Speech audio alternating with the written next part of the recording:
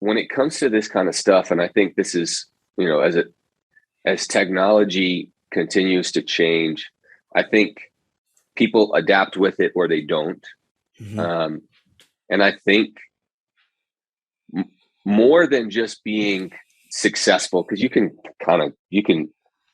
qualify successful in a million different ways, right? Yeah. Yeah. Not everybody can be Jeff Bezos, and not everybody wants to be. I don't want Mm-hmm. to be Jeff Bezos, right? Yeah, me either. Me And either. so, but I do want to have more time.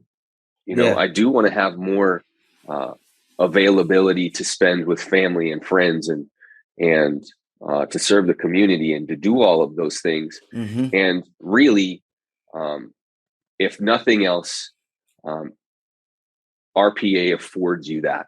It gives Mm. you that ability. So you That's can good. use it to become from a Yeah. small business to an enterprise if that's what you're hoping to do.